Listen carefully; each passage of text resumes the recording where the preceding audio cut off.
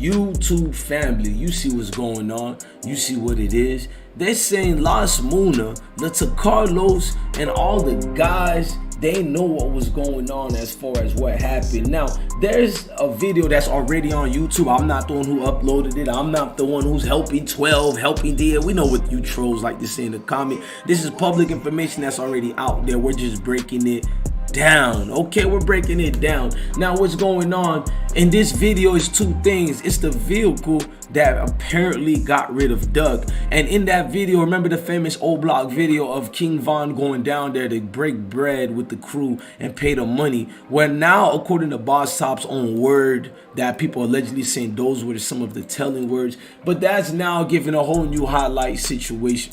Is now showing that court paperwork document. We're gonna play that too and all that. Y'all hit that like button and notification bell as we break down this video of the reward money that they got. Shout out to the YouTuber Grind Mode Entertainment too for this information. Salute, in the room gang. as well.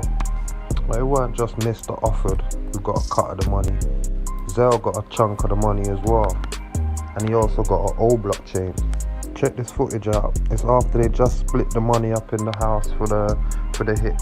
And also check out the Ford Fusion that they're all sitting on. They're a bit bait if you ask me. And also this footage went missing, but listen to what Boss Top says about Duck.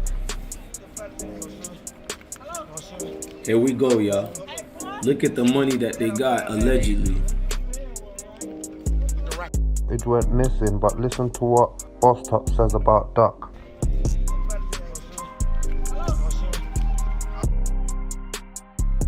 I don't know. Now, let me get this out this way. I don't know if it's true or not. This is what it is, but this is what all of you guys sent to us. All of you guys been saying for the longest, all the YouTubers. We're just doing our journalistic duties to break it down. There ain't nobody giving a drop. Oh, you dry snitching. Bro, this shit got like 1 million views, bro. Different YouTubers till I count like 30 something already got it up. Now, what I'm doing is a discernment. This is allegedly. Everybody gets videos. Now, you guys can get mad at me, but they're in court saying that to Carlos and them, you feel me, and Los Mona, there's statements was being made and acknowledged being seen in the car. You can see the car right here in that video you see Boss Top in. I'm gonna rewind it before we get to the car part, and I want y'all to look at the money part as far as what was paid allegedly after FBG Doug lost his life in Chicago Gold Coast area while shopping in line.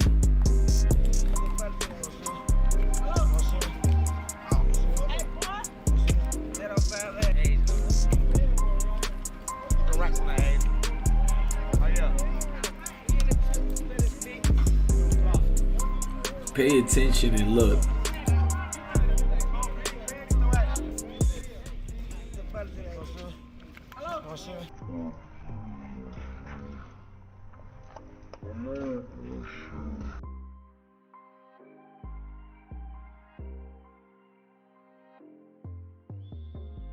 Now you can clearly see here the money that they allegedly got. Now, to be fair, old block heroes are superstars in their neighborhood. They give back.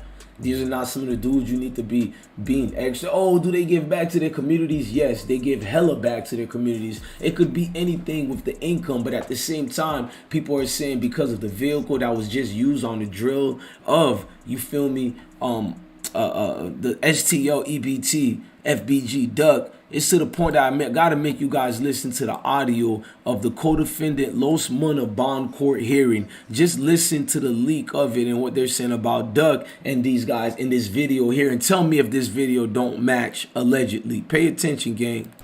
Mr. Offer did in fact return the vehicle shortly after the murder on August 4th. So I submit that the evidence against Mr. Offord is substantial in this case. And so, from the #1 rated brand in cordless. Now, you just heard this man say what he said. I'm gonna rewind it a little bit and let the rest play, and I need y'all to pay attention. Back returned the vehicle shortly after the murder on August 4th. So I submit that the evidence against Mr. Offord is substantial in this case. And so, coming to the history and characteristics of Mr. Offord, I want to turn to the pretrial bail report, and I'll start with Mr. Offord's address. Looking at page 2 of the report, as relayed to pretrial. I think this is really important, and this is gonna come up in the documents that I've tendered to the court and that I've tendered to Mr. Somerville. Well, Mr. Alford, government believes, has made statements to pretrial, the people who would supervise him if the court were to give him pretrial release in this case. He's made statements to them that are not true with respect to where he lives. Looking at page 2 of the report, first full paragraph, Mr. Alford maintained that he's a lifelong resident of this district and had lived at the address which is listed on page 1 of the report for the past 2 years. Mr. Alford's mother and sister told pretrial that wasn't true. He didn't live at that address and he lived somewhere else. The FBI, throughout the course of this investigation, received court-approved authorization to use investigative methods to figure out where Mr. Alford was in fact residing, and it was not this address that's listed on page 1 of the report. It's close to the address where he was arrested. I say close to the address where he was arrested because the FBI, again, through investigative methods, figured out which unit Mr. Alford was living in. And during the course of this arrest, which, with respect to Mr. Alford's arrest, spanned about 40 minutes to an hour, we're knocking on the door of that residence. Mr. Alford was not there. He was in a different residence, which was upstairs, away from that one. It did not come out easily. FBI has reason to believe turned off his phone while they were knocking on the door of that other residence, but ultimately figured out where he was. And again, relating to the address that Mr. Alford would say is where he lived in page 2 of the report, I submitted documents to the court. I tendered them to Mr. Somerville. Let's just call them Exhibit 1 and 2. I'll refer to the one that is a Small Business Administration application, at least a small portion of it, as Exhibit 1, and the Bank of America statement as Exhibit 2. I think this is relevant to the question of Mr. Alford's history and characteristics, particularly with respect to where he's living, because if Your Honor were to look at Exhibit 1, there's an address listed on this application, which is neither the that he was a small business owner, that he had 7 employees, that he had a clothing and apparel business that grossed $73,000 in the past 12 months of the date of the application, which was June 24th of last year. And so if that's true, it's not something that he represented or told to pretrial about what his employment situation was, and the statements that he's been unemployed since 2019. Again, if the statements in this application are true, those statements in the pretrial or that he made the pretrial are not true. So either way, one of these things can't be true. I will proffer to the court, though, that Mr. Alford did in fact receive some money with respect to submitting this application. So if you look towards the bottom right-hand side of Exhibit 1, it says that there were losses due to the disaster in the amount of $8,000. If you flip over to Exhibit 2, the very first line, it appears that there was a deposit from the Treasury. It says SBAD, Small Business Administration, Treasury, in the amount of $7,000 on or about June 25th of last year. So again, I think this relates to Mr. Alford's character for truthfulness with respect to representations he has made to pretrial about where he lives, representations he's made on a loan application to the government. And I told you at the start that I was foreshadowing a bit with respect to the application for the car. If Mr. Alford's statements are true to pretrial, that he was unemployed or has been unemployed since 2019, those were not the statements that he made in the loan application in or about July 28th, 2020, which ultimately led to the dealership requesting that Mr. Alford return the vehicle to them. So all of those things go to Mr. Alford's character for truthfulness and whether he'd be a good candidate for pretrial release, reporting the...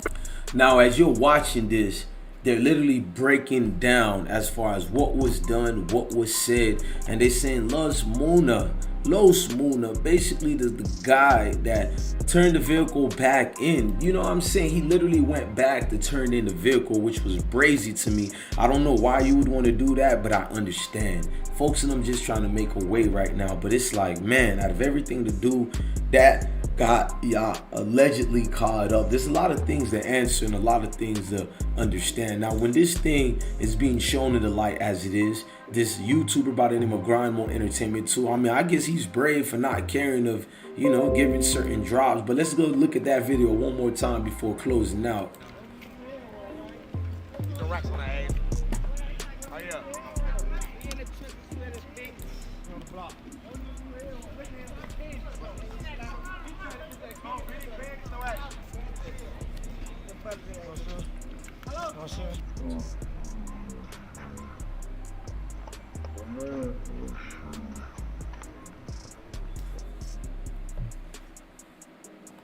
All I know, don't say that shit about Troy or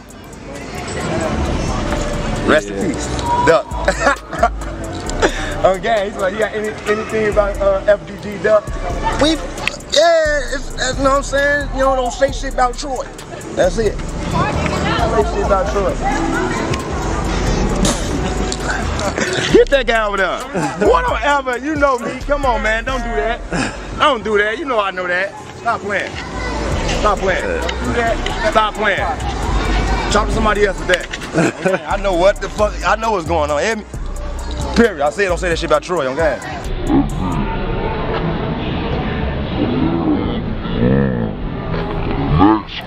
Make sure you subscribe to IsmokeHiphop Live. Hit that like button, hit that notification bell. Come rock out with the most winningest team out here. IsmokeHiphop Live, ladies and gentlemen.